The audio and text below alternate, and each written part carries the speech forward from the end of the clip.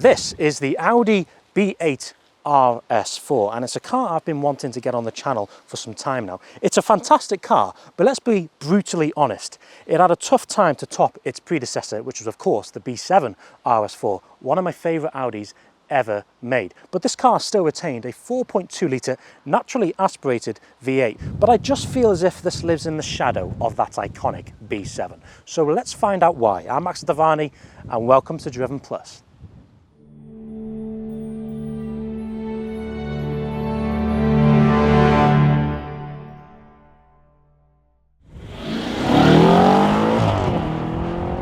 It's an interesting question, isn't it? Why wasn't a V8 powered RS4 made throughout the mid-2010s loved as much as we thought?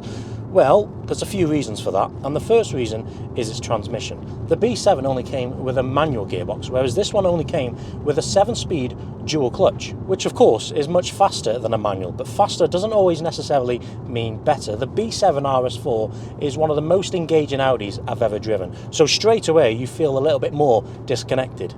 Another thing is the rawness. The B7 kept you alive. It kept you on your toes even though it was quattro, whereas with this, it's a lot more refined and muted. It's too good at being a daily driver, which is of course typical Audi. And then we come to the look of the two cars. The B7 was very aggressive looking with its flared arches, very beautiful car. This is still a good looking car, but I don't think it quite hit the mark like the old one. And the last thing was, I don't think this car got its timing right. It got launched at a time where performance cars were shifting to turbocharged engines. The M3 went down that route. So I think Audi was a victim of its own success. But anyway, let me talk you through that beautiful engine. However, I'm not going to stand here and complain about this masterpiece. And it's a 4.2 litre naturally aspirated V8 engine. And although it has the same displacement as the B7, it's a different engine. This is the CFSA engine, and it's a more polished version of the iconic BNS version. And this produces 444 horsepower and 430 newton meters of torque. It sends its power to all four wheels via a quattro system. It's got a sport differential on the back as well. And Audi say it will do a 0 to 60 time of 4.7 seconds. And of course, we're going to find that out. Let's launch it. So, one good thing about this dual clutch gearbox is that it's much quicker to 60 than its predecessor. It's all about numbers in this car world, isn't it now?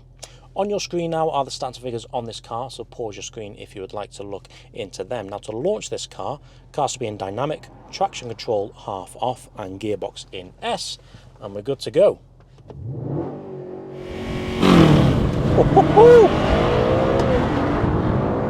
And there's 60, 4.52. That was so aggressive. There was a little bit of a bog straight away after I came off the brake pedal, but I don't think we need to go again because that just demonstrates how quick this car is, well 10 years on now, if not longer.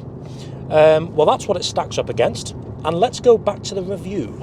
Now, before I carry on with this video, I'd like to say a massive thanks to those who watch. However, 93% of you who do aren't subscribed. So please just press that subscribe button. I would appreciate it so much because we're so close to 50,000 subscribers. And when we get there, we're going to do a giveaway. But anyway, let's crack on reviewing this beast. As standard, the RS4 came with 19-inch alloy wheels, but you could expect these lovely 20-inch ones here. And behind them sit 365mm steel discs. But say you were speccing this car brand new in 2012 or 2015, you could have got for an extra £5,000 carbon ceramic brakes. Quite a rare feature, but if you can find one with them, very desirable. Another rare option you could have got in this car was winged back bucket seats, and although these standard ones look great, they're very comfortable, those bucket seats would have been a cool touch. Another option you got was a flat bottom steering wheel, which is very Audi RS like, but this car didn't use a steering wheel from a Lamborghini like the old B7 RS4 did. Build quality, like all Audis, is on point. It feels sporty, but yet with a premium touch. Audi never offered the B8 RS4 in saloon form, which I think was a shame because I preferred the look of the B7 saloon. But however, this still looks fantastic, and the colour is called Daytona Grey. But if you ask me what's my favourite colour in the RS4, it's got to be the Nogaro Blue. And you got wider arches from factory, oval tailpipes, RS4 badge, a little bit of a diffuser, and now we're going to hear this V8 sing. Let's hear it. Oh. Okay, let's do a bit more than that. Let's hear it sing.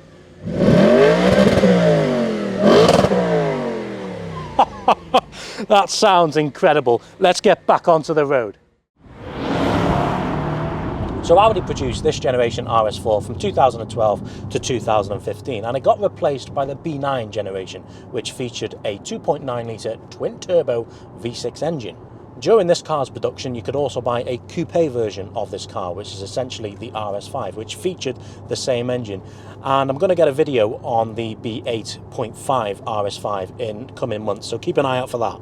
And I really like that generation RS5. I think the colour to have in that car is the Sepang blue.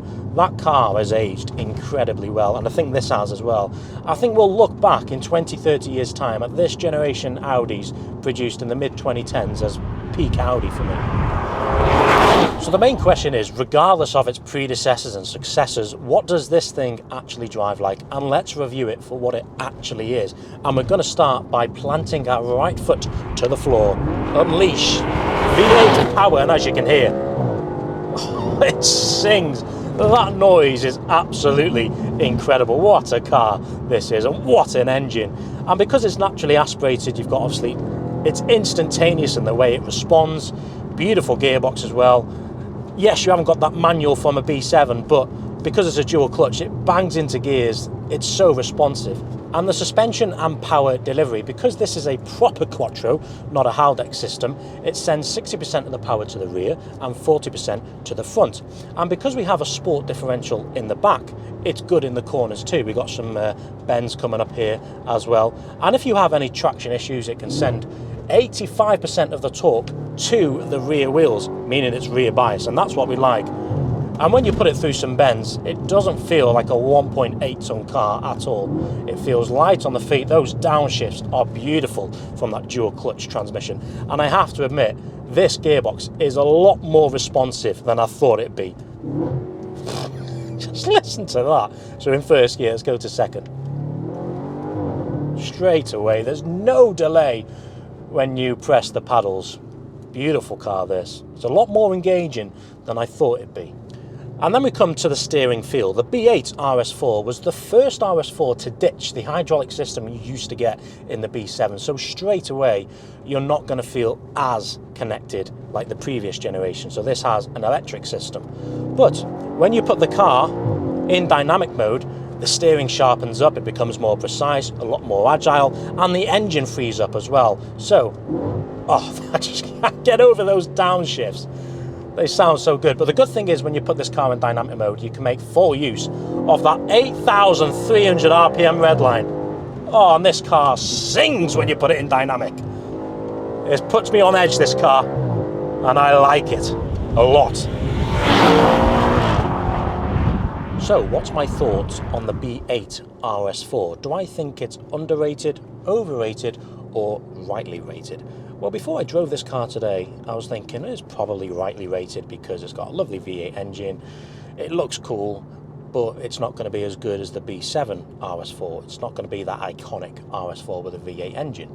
However, after driving this car today, I actually think it is somewhat underrated. And if the B7 RS4 wasn't as good as it is, then this would take the RS4 crown. This B8 RS4 is the last one to ever feature a naturally aspirated V8 engine, and therefore it should be appreciated, and I do appreciate this car. Do I think you'll fall in love with it as much as you will with the B7? No, but I think you'll fall in love with it more than the B9 RS4. So if you're thinking of buying one, do it, because it makes a fantastic daily, and it does give you that thrill you'd want from a naturally aspirated V8 engine. But I'd like to say a huge thanks to Rob and his son for coming down today and let me get a video on this car. And the B8 RS4 is something I've been wanting to get a video on for a long time now, because I've got a video on the B7 RS4, so I just thought this would make a great follow-up. And Rob has actually bought this car from Copart and brought it back to glory, so if you want to see the update and story on this car, he has got a YouTube channel, so I'll leave the link to his channel in the description below so you can check that out. So thanks for watching, guys. Leave a like on the video and subscribe to our channel, and we'll see you soon. Thank you. Bye bye.